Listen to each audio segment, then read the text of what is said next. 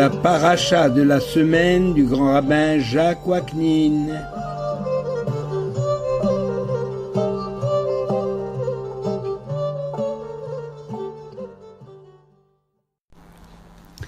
Chers amis, bonjour. La paracha Tetzavé, la finalité des choses.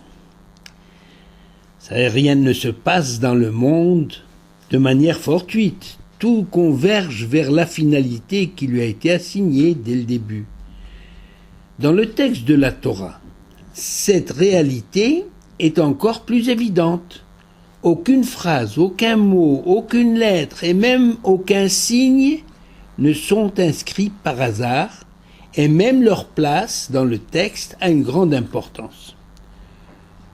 Lorsqu'on considère l'ordre dans lequel sont décrits la construction du sanctuaire et la confection des habits des prêtres, on constate qu'il y a une progression sous l'angle de la sanctification. Ainsi, dans la paracha Teruma, la Torah décrit tout d'abord la construction du tabernacle, lieu privilégié pour la rencontre entre Dieu et l'homme. Ensuite, la Torah décrit les habits des prêtres et ceux du grand prêtre. Et après vient l'élection des hommes qui auront à porter ces habits pour le service divin. Il y a donc progression dans la sainteté du lieu, puis celle des objets, et enfin le caractère sacré de l'homme. L'homme est ainsi le couronnement de cette sainteté qui permet la proximité avec l'Éternel. Le récit de la création illustre d'ailleurs ce principe. L'Éternel aurait pu créer par une seule parole l'univers tout entier, tout ce qu'il contient, mais l'Éternel a choisi de procéder à une création progressive, passant du matériel au végétal et du végétal aux êtres animés, pour finir par la création de l'homme, dont la vocation est d'adresser des louanges à l'Éternel.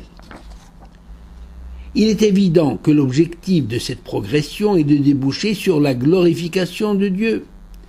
Or, cette glorification passe nécessairement par la sanctification de l'homme. On le dit d'ailleurs dans la Hamida 3 fois par jour, Ukdoshim bechol yom yehalelucha sela, les saints te louent chaque jour. Y a-t-il une raison spécifique à cette progression ? La Torah veut nous enseigner l'importance de la forme, c'est-à-dire que la lettre passe avant l'esprit. La Torah contredit ainsi le dicton habituel admis dans la civilisation occidentale qui dit « la lettre tue l'esprit » et pour le judaïsme, la lettre précède l'esprit.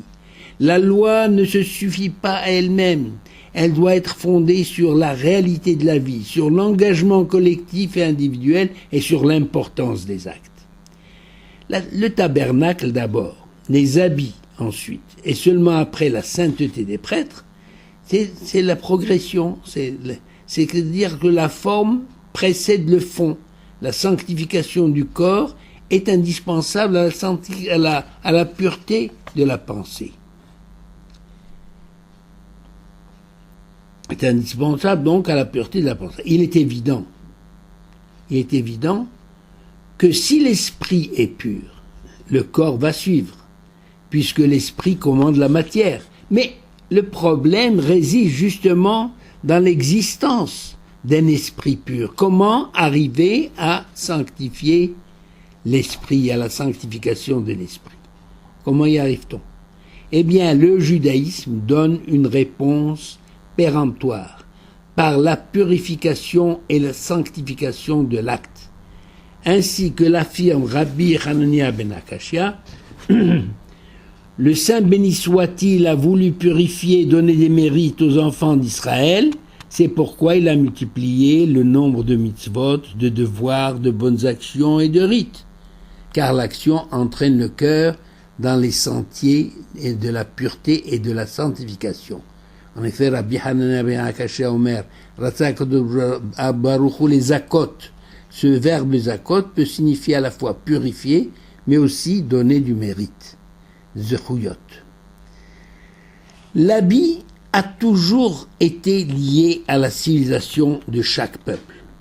Dès la création, dès qu'Adam et Ève ont pris conscience de leur nudité, l'Éternel leur a taillé des vêtements sur mesure. Depuis, l'habit a une fonction supplémentaire. C'est-à-dire, en plus de couvrir la nudité, c'est celle de préserver du froid et de la chaleur. Et en général, en plus de l'habit, un uniforme. L'uniforme suscite le respect et la crainte. C'est pourquoi, dans toute société, des uniformes ont fait leur apparition pour distinguer différentes catégories de personnes, les rois, les prêtres, les militaires, les juges, la police et différents corps de métier. L'uniforme a en outre la vertu de rendre attentifs à leur vocation ceux qui les portent. Les habits des Kohanim avaient ceci de particulier qu'ils ne faisaient pas office de protection pour eux comme pour tout le monde, l'habit d'été, l'habit d'hiver, etc. Puisque les prêtres portaient les mêmes habits, été comme hiver. Par contre, ils constituaient une protection pour le peuple, contre ses ennemis. Les habits du grand prêtre avaient une qualité supplémentaire, ils étaient l'expression de la splendeur et de la beauté majestueuse, les chavod ou le tiferet. Seul le grand prêtre, d'ailleurs, avait le privilège de porter ces deux vêtements spécifiques qu'on appelle l'un le éphod et l'autre le choshen. Le choshen se portait sur l'éphod, parce que l'éphod était une sorte de tablier qui servait à tenir la partie principale des vêtements portés par le grand prêtre.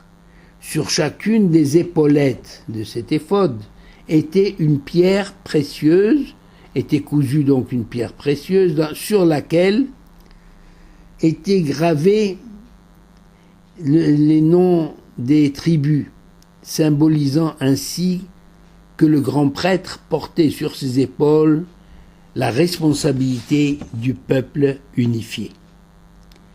Le choshen, c'est-à-dire le pectoral suspendu sur la poitrine du grand prêtre, était constitué de 2 carrés de tissu superposés, entre lesquels était logé un petit rouleau de parchemin sur lequel Moshe avait écrit le nom divin de 72 lettres. Ce rouleau désigne les Urim et Tumim, Urim et Tumim. Le choshen était tissé de manière à porter 4 rangées de 3 écrins, c'est-à-dire chaque écrin était serti d'une pierre précieuse sur laquelle étaient gravés les noms des 12 tribus d'Israël. 6 lettres par écrin. Or, tous les noms, sauf celui de Binyamin, n'avaient pas les 6 lettres. Ils ont été complétés par les noms de 3 patriarches et des mots shiftés Israël pour arriver au nombre de 72. 6 fois 12, 72. Donc il fallait 6 lettres dans chaque case.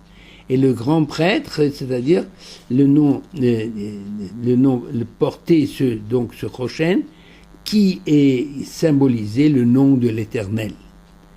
Le Urim et Tumim, vous avez le dessin sur... vous pouvez voir le dessin sur vos livres.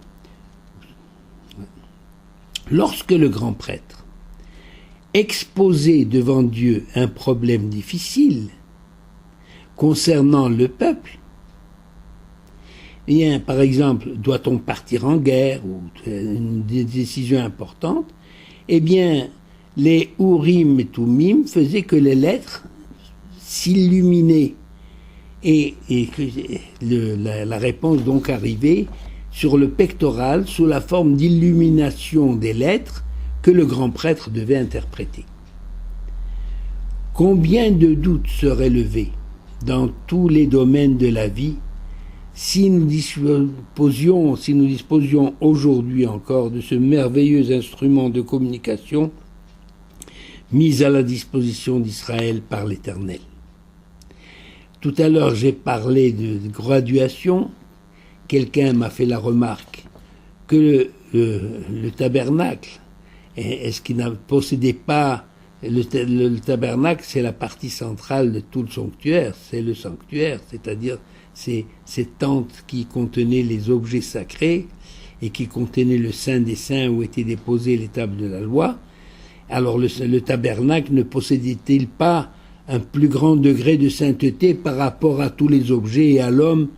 Où est donc la progression du caractère de sainteté? Eh bien, la réponse est très facile. Parce qu'une bâtisse, si on construit un beau monument, une belle bâtisse, un bel ensemble, il n'acquiert le statut de synagogue qu'après son inauguration par l'homme. C'est-à-dire que la sanctification d'un lieu n'existe que par l'homme. Le temple de Jérusalem n'a été temple de Jérusalem qu'après son inauguration par le roi Salomon. Beracha ve'hatzlacha.